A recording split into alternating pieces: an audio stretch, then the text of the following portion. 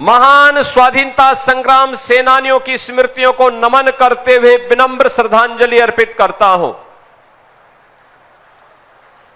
बहनों और भाइयों, आज मुझे एक बार फिर जनपद गोंडा में आने का अवसर प्राप्त हुआ है। अत्यंत ऊर्जावान जनपद है। यहां का युवा ऊर्जावान है। यहां का अन्नदाता किसान परिश्रमी है। यहां की बहनें और बेटियां प्रतिभाशाली हैं और यहां का कारीगर और हस्तशिल्पी भी जब भी उसे अवसर मिला है उसने अपनी हुनर की छाप देश और दुनिया तक पहुंचाने में कोई कोताही नहीं की है। जनपद का अपना पौराणिक इतिहास है। इस जनपद ने देश की स्वाधीनता आंदोलन में अग्रणी भूमिका के साथ कार्य किया, लेकिन आजादी के बाद जो अपेक्षित विकास जनपद गोंडा का होना चाहिए था, वह बहनों और भाइयों, वह विकास तुष्टीकरण की भेंट चढ़ गया, अराजकता की भेंट चढ़ गया, भाई भतीजेवाद और जातिवाद की भेंट चढ़ गया और उसी का खामियाजा गोंडा जनपद को भुगतना पड़ा। जहां पर सरयू मैया की असीम कृपा रहनी चाहिए थी और जहां की फसलें लहलहाते हुए देश के पेट को भरने का कार्य करती,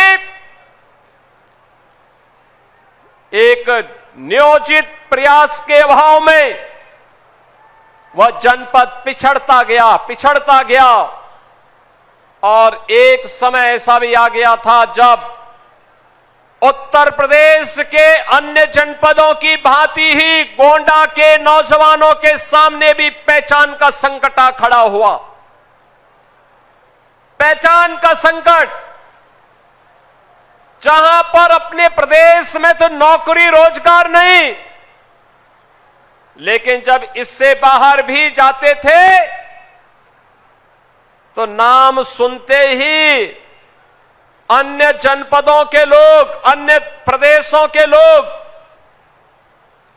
10 कदम दूरी बना करके चलते थे।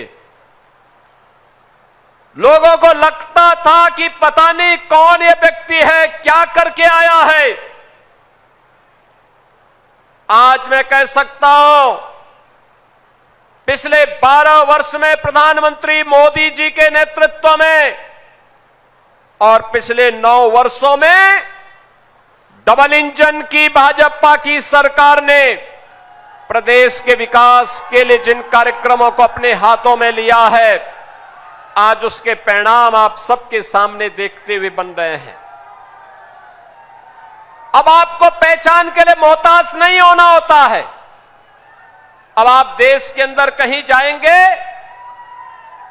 कहीं भी आप जाएंगे, यूपी का नाम आते ही सामने वाले का चेहरा खिलता है और उसको लगता है जो आपसे 10 कदम दूरी बनाता था, आज वह आपको गले लगाने के लिए उतावला दिखाई देता है।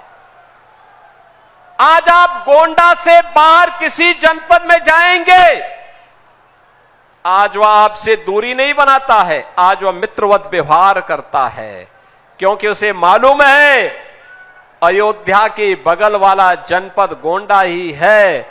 भगवान श्री राम के असीम कृपा प्राप्त करनी है तो गोंडा के नौजवानों के साथ दोस्ती करो, मैत्री करो, भगवान की अनुकंपा भी प्राप्त हो जाएगी।